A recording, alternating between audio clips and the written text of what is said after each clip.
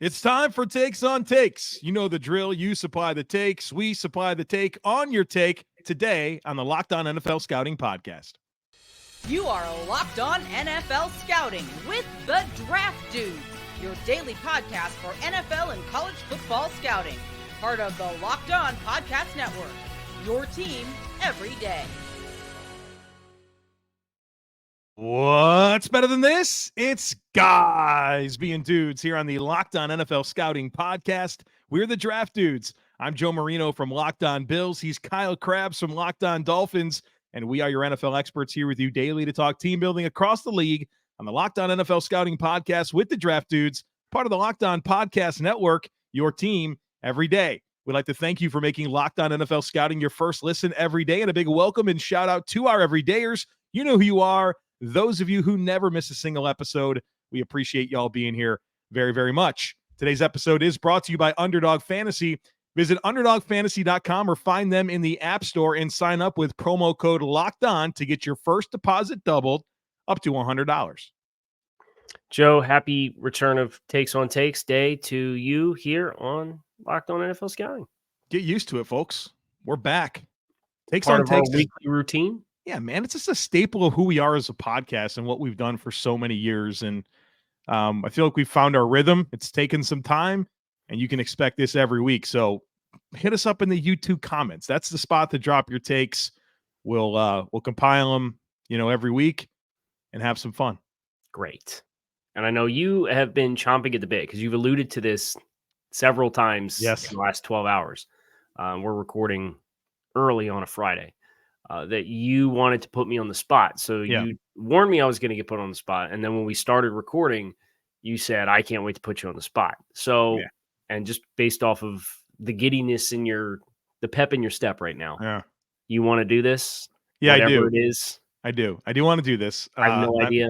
It's going to be fun. I know, Kyle, you like to compete, right? That's your, okay. Compete, like a little challenge from time to time. And so here's what we're going to do. All right. You're going to have 30 seconds.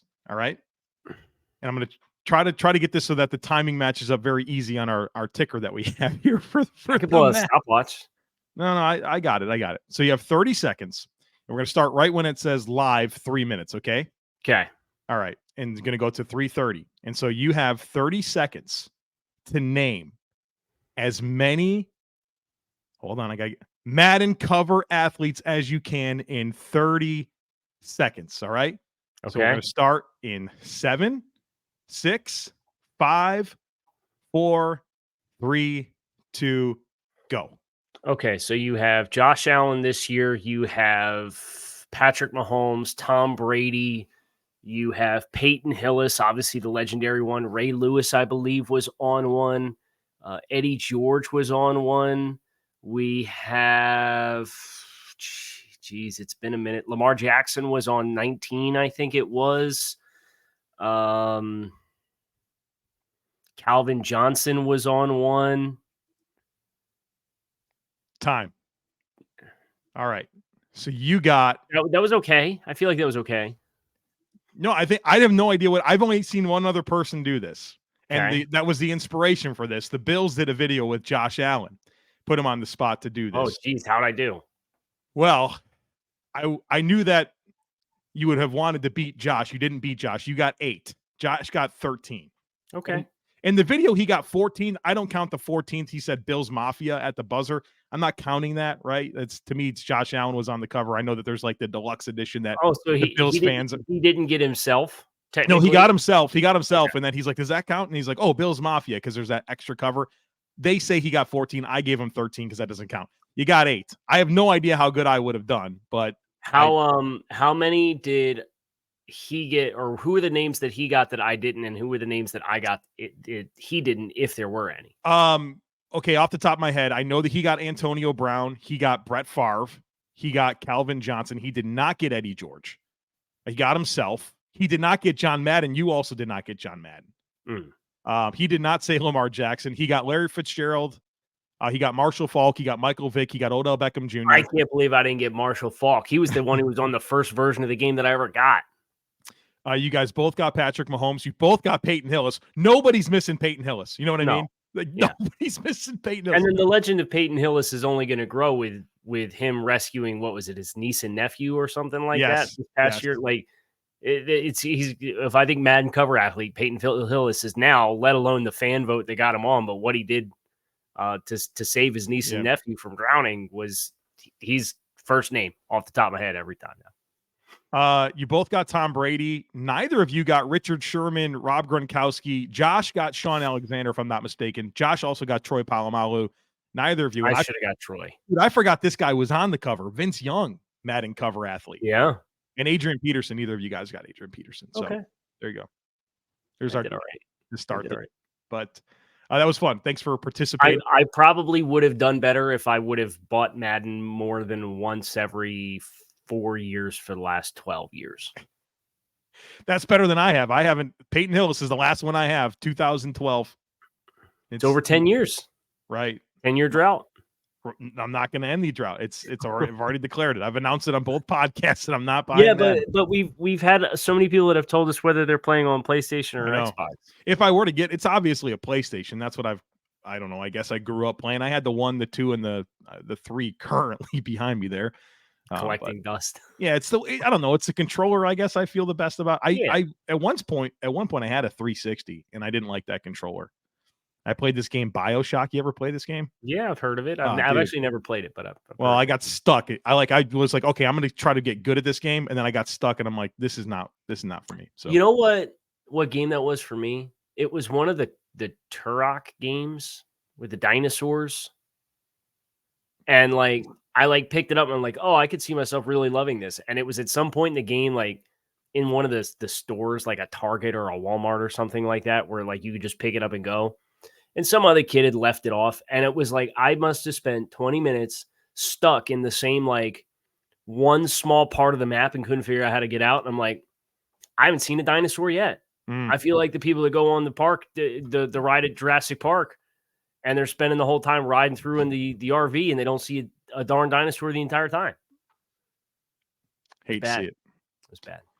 All right, we got a bunch of good stuff to get to here in terms of takes on takes. This first one, Kyle, this one's going to be for you. I don't have any comments on this, but I think it's going to be perfect for you. Our guy, Sam Teets, friend of the show. Sam says, Dane Brugler had 3 Alabama players in his top 10 for his latest big board. Kool-Aid McKinstry at 7, Dallas Turner at 9, J.C. Latham at 10. Here's the take. Only one of those players will be a top 20 pick in the 2024 NFL draft. So I do think there's questions with each. So I think it's really interesting. I think Latham at right tackle, kind of the natural value of right tackles. He's built like Evan Neal. I think he's he's cleaner than Evan Neal. But I think that's probably the question that you would invoke is big-bodied Alabama offensive tackle who plays on the right side, right? If you're going to poke holes. Mm-hmm. Kool-Aid McKinstry is really physical, almost to a fault at times. I don't think he's the most fluid mover of the corners in this class. If Joey Porter Jr. can fall out of the first round, can I see a world where Kool-Aid McKinstry doesn't go in the top 20? Sure, I can. And then Dallas Turner is 240-pound, long-armed, bendy, bursty pass rusher. We always rate them higher on the outside than the league does, it feels like. So I think this is a pretty reasonable take from Sam. Have I ever shared with you my Kool-Aid song, my jingle? No. Yeah, so I'll do it. I'll do the Kool-Aid jingle. I think my brother claims to have written this, maybe my sister. We sang this a lot growing up, family of 6, 4 kids. And the Kool-Aid jingle is Kool-Aid, Kool-Aid. Tastes great. Wish I can have some. Can't wait. Welcome to a Friday episode of the Locked On NFL Scouting Podcast. Imagine that's the new intro song. Yeah. Surely. If we can get Kool-Aid on as a sponsor, hashtag no free pub. Let's go. Kool-Aid, sponsor the pod. We'll drink it during the show, no problem. Did you get a take from Joe at work? I don't think so. Why? Do you have one? I did. Oh, God. I did. So I'm gonna give you that one before we go to break. Okay. Put Joe on the spot. The Joe challenge here. Take from Joe at work. Joe at work says, takes on takes. One of the best things that could happen for the NFL this season is for both Jordan Love and Justin Fields to be good. Not only would it balance out the quarterback discrepancy between the AFC and NFC conferences, but giving one of the oldest and best rivalries in sports, two young, good quarterbacks makes for great viewing.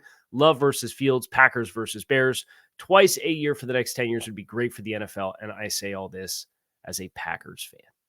Yo, absolutely. Right. I think we need to see some quarterbacks emerge in the NFC. I think renewing some rivalries with some fresh, names there, like Love and Fields would be terrific. Yeah, all the way in on this. I think it's a great take from Joe at work. All right, speaking of great, you want a great shave? You got to check out Harry's Ravers. Folks, I know I have a beard, right? But I still have to shave. You got to take care of the neck beard. You got to make sure you don't have the cheek fuzz or else that just looks sloppy, man. And my go-to for a great shave at a great price is a razor from Harry's delivered right to my front door. Folks, I've really enjoyed using Harry's razors, and you got to check out their starter set. You can head to harrys.com/NFL. You can get a starter set for just $3, and it includes a 5-blade German-engineered razor, a weighted handle, foaming shave gel, and a travel cover. And Harry's also makes skin care products that will make sure that you have the best shave ever. They have creams, washes, and lotions that will keep your skin healthy and hydrated. And folks, their razors are sharp. The 8th shave on a razor is just as sharp as the first one. So there's no reason not to try Harry's. They have the highest customer satisfaction in the shaving industry, and they're also offering a no-risk trial. So get your best shave this summer with Harry's razor and skin products. Get a $13 starter set for just $3 at harrys.com/NFL. That's harrys.com/NFL for a $3 starter set. All right, Joseph, you have the rest of the takes catalog. That was the only one that was sent directly to me that I could catch you off guard with.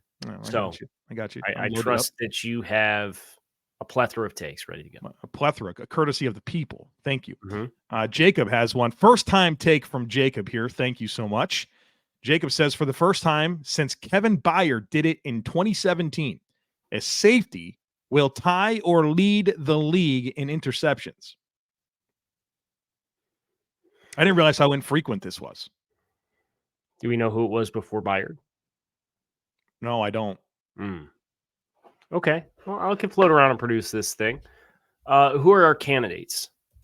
Minka. Minka's Kevin Byard. Player. Kevin Byard himself. Justin Simmons. Holland in a Fangio defense. Yeah, I think so. What was the take again?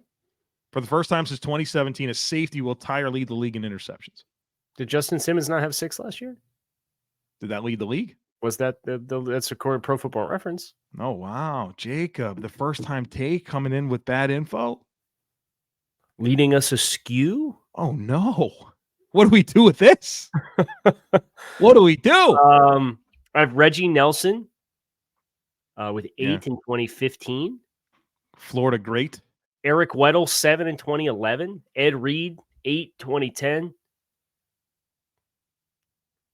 Darren Sharper, 9, 2009. Ed Reed, 9, 2008. This was a late 2000s, early 2010s safety lock-in. But now, to be fair, it was Minkah Fitzpatrick, Chauncey Gardner-Johnson, Justin Simmons, and Tariq Woolen last year all had 6. So I think it's totally possible, right? Totally possible. Yes. Now, if you told me that it was going to be a safety with double-digit interceptions, probably been a minute.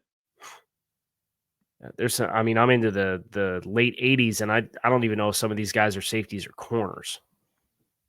So, right, that's rare. You'd say double digits for safeties. I mean, the only 2 years in which we've had double-digit safety or double-digit interceptions for the interception leader was Xavier Howard in 2020 with 10 and Trayvon Diggs in 2021 with 11. You got to go back to 2007 for the last time a player had double-digit interceptions. Would you believe it's been that long, and yet the player who had it in 2020 didn't even win Defensive Player of the Year? I've heard about this. Yeah, heard about in favor of a guy who had like his worst season in a 4-year stretch. Yeah, they're pretty crazy. I can't remember where I've heard that before. And then a corner who didn't even have 11 interceptions the following year won Defensive Player. Just insane. And then they take away the first round pick of the team. The other teams do the same thing. Nothing happens. They throw parades. They rig the Super Bowl to be in their same stadium. It's insane. Book the right reservation in Cabo. You get a Lombardi trophy and a parade for that. That's where you want to be in the offseason. This next one comes from Team Leader.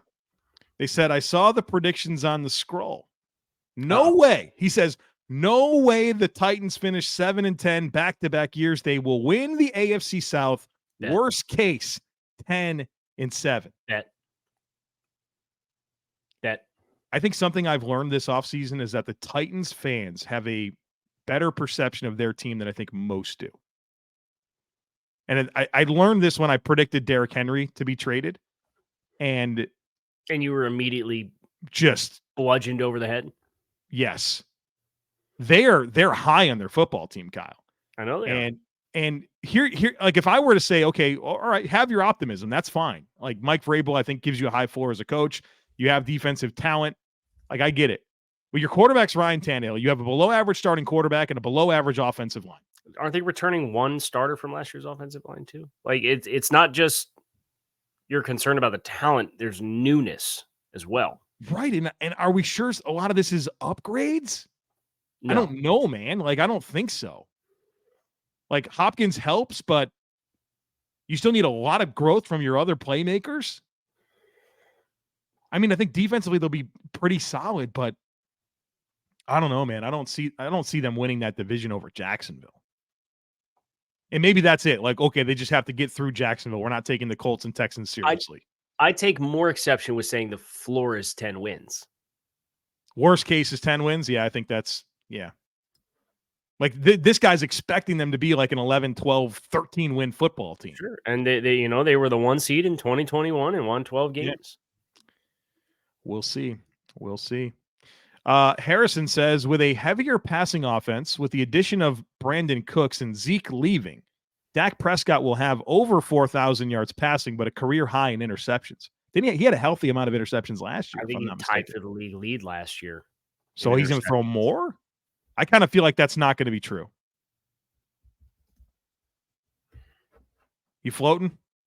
I am floating and producing. So 394 attempts last year, 15 interceptions, a 3.8% interception percentage. And he probably is going to throw the ball closer to 600 times. Well, fun fact about Dak Prescott, he's never thrown the ball 600 times in a season before. Really? What's his career high in attempts? He's done 596 twice. Okay, so he's flirted with it. Yes. Is our expectation with McCarthy taking over the offense is that they throw it more? Is that the general conception out there? It says a heavier passing offense. Harrison's thinking so. Yeah, I think a West Coasty world where we're not as aggressive down the field, I think that helps Dak from an interception perspective. I don't know if he comes back and his career average across all of his seasons and all of his over almost 3,300 attempts is 2% for interception ratio. So draft dudes do math. Yikes. You said 600? Yeah. I could probably do it off the top of my head, but I'm not going to. If he hit his career average across 600 attempts, he'd have 12 interceptions this year. Yeah, I think this is not true. And some of those interceptions were just weird last year. I think he's going to come in with an emphasis on not doing that. There's a bigger resume of him not doing that I'm going to lean into here. So I'm going to disagree here. Matt says this is an aggressive one. Matt says the Houston Texans will finish with as many or more wins than the Cleveland Browns. This is hot. Spicy. Very hot. So what's the pathway for Cleveland? What number does this have to be for this to be true? We had Houston with 7 wins, right? I think we bumped them down to 6. 6, and then Cleveland we think is like a 10-win team. We have them 9-8, but we also did that before they added Shelby Harris. And probably Zadarius Smith. And and Zadarius Smith. So we're probably going to have to go back and revisit the old Brownies. Well, and even with, like, if your plan here is that Deshaun just doesn't find his game, you're still leaning into C.J. Stroud as a rookie with a ton of new stuff. And I like Houston this year. Yeah, me too, but not more than Cleveland. Yeah, I think even unless there's a ton of injuries for Cleveland, I still think the worst case scenario for Cleveland is probably going to be equal. I think Houston had to dramatically overachieve. And we think they're like a 6-7-1 football team. Yeah.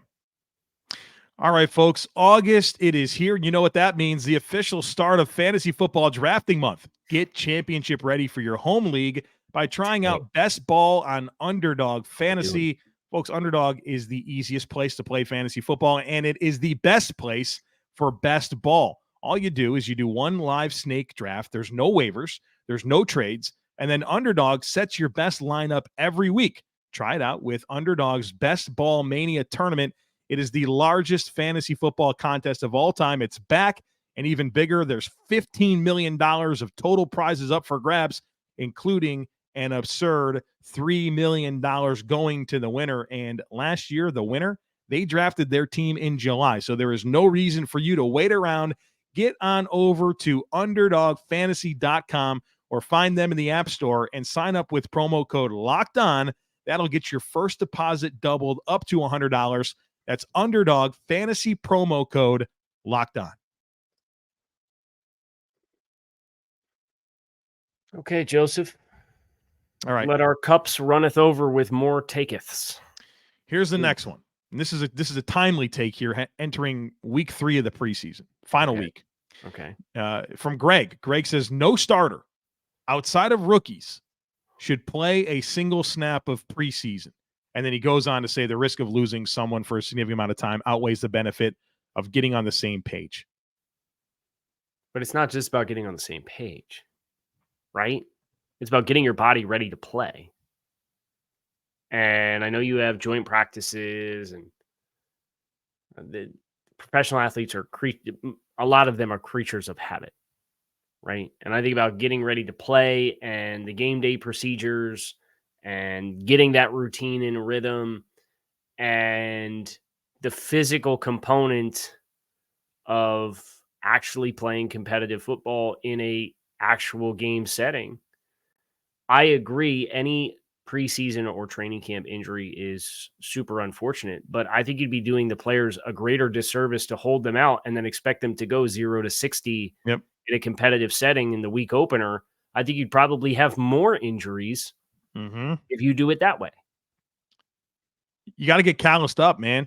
And I keep Campbell or Hard Knocks. Right, man. The best way to get ready to play football is to play football. We're talking about high stakes professional football. It matters a lot. You got to position yourself to be ready to go. And those moments are very, very significant. And so I think, is there any coach out there that's not playing their starters? If there are, it's very few. It's very few. Right. So, yeah, you got to get ready to go. I disagree with this take. And there's so much general perception out there about even pre-draft stuff, and guys have to just be really, really cautious, man. This is an athletic game, right? You have to constantly be practicing, training, getting your body ready to compete at this highest level. It's an inherent part of playing football. Well, yeah, that's as somebody who is a fan of a team of a bunch of players with durability questions. The inherent fear that exists of injuries, it's either going to happen or it's not. And if you try to put guys in a glass case and then roll them out there, it's probably going to happen either way, right? And the only ones that are super duper, they're all unfortunate. But the ones that feel really regrettable that maybe you'd have remorse for are the ones where a player gets rolled up on or something weird that in a different game, it'd be a different body in a different position at a different time and it wouldn't happen. But it's the nature of the beast. Yeah. That's why we love it, is the intensity of it and the struggle, the physical struggle and strain of the sport of football. And if you try to cut that part out, I think you're hanging the guys out to dry when it's time to really go. Enzo says Daniel Jones is better than Dak Prescott. By what measure? Yeah, I don't know what it would be. I don't think this is fair. I mean, the sample size of performance is better for Dak Prescott. Let me put it to you this way. Could you get to the end of this season, and I would ask you, Joe, who would you rather have? Daniel Jones or Dak Prescott? What percentage likelihood could you see the pathway for you to say, I'd rather have Daniel Jones? I think there's a path for that, a reasonable path. So do I. But right now, based on everything we've seen in totality, it's Dak. Yeah, everybody's down on Dak right now because he missed 5 games and threw 15 picks last year. Right. It's what have you done for me lately, right? It really is. For Daniel Jones playing his best career season, I get why that still feels ambitious because he threw for 3,200 yards and 17 touchdowns or whatever it was, right? Like, I get it. But I think if you look at Daniel Jones in a vacuum, Daniel Jones is the new Kirk Cousins because it feels like it's now become kind of popular to like Kirk Cousins because of quarterback and the consistency of the production and the statistics. Daniel Jones feels like the guy who's been the piñata that I actually think is a good quarterback that just is getting into a position where the situation around him is going to allow him to show it. Jose says the New York Giants, when healthy, have a top 3 tight end duo in the league. Waller and Daniel Bellinger. That's who he's referring to. Okay. So let's just start with Darren Waller. Darren Waller, when healthy, is outstanding. Mm-hmm. Now, it's been a minute since we've seen that version of Darren Waller. He's looked awesome in camp. If you could tell me the Giants are going to get 17 games or 15 games of that Darren Waller, they're going to be really happy. I think Bellinger's a really nice complementary skill set to Darren Waller. But top 3 tight end duo. Yeah. Kelsey and Gray. Yes. Kelsey and Gray's comparable to Bellinger, but even if he wasn't, Kelsey's just that much better anyway, right? Like Andrews and Likely.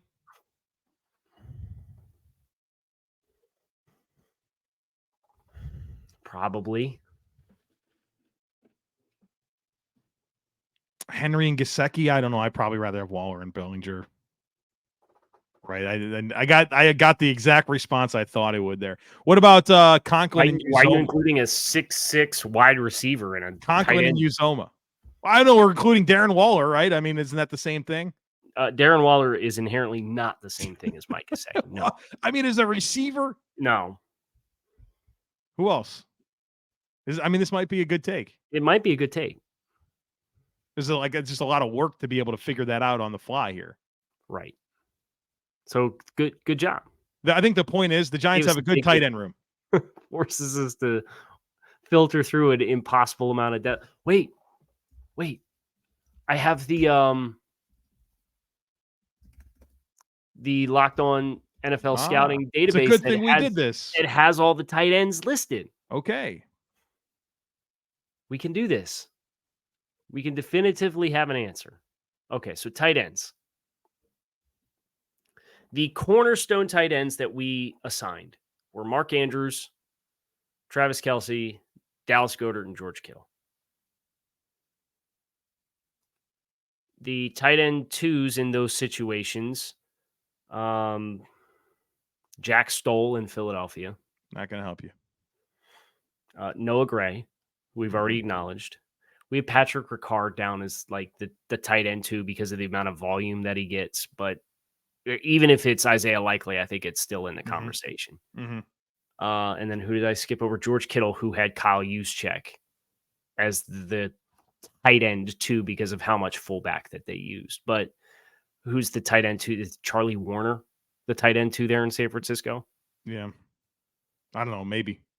I think I'd probably rather have that than the Giants combo just from a there's still the blocking floor that exists. There's actually a better blocking floor with both players, and the durability of Waller is the kind of the big question that I would have there. So it's up there. I think they're probably more 5. Yeah, top 5. Let me sneak this last one in here. I like it from Nicholas. First time take from Nicholas. He says Jared Goff will break the all-time record for consecutive pass attempts without an interception in week 3. He currently sits at 324. Aaron Rodgers holds the record at 402. So does he have another play the Chiefs? Like 70 passing attempts, over 70. And that's the all-time NFL record. Yeah, it's Aaron Rodgers, 402. Jared Goff is at 324. So they go at Chiefs, home against Seattle, home against Atlanta, and then at Green Bay. I mean, of course he can do it, but it's unlikely. No one else has ever done it. So I'll do the Joe Marino thing and say, and just because you took that low hanging fruit, I'll say he does do it. Oh wow, what'll draft dudes bet? No, I'm not going to put anything formal on that. That's a fun bet for the dudes and for who was it? Nicholas. We appreciate you guys for tuning in. We appreciate you guys for contributing to today's content. We hope you guys enjoyed. This is a part of our weekly staple that is back. I'm Kyle Krabs. He's Joe Marino. We are Locked On NFL Scouting. You can find us on YouTube or wherever you listen to your favorite podcast. Make it a great weekend. Enjoy the 3rd weekend of the preseason. And we'll be back again on Monday to talk about everything that went down. Peace.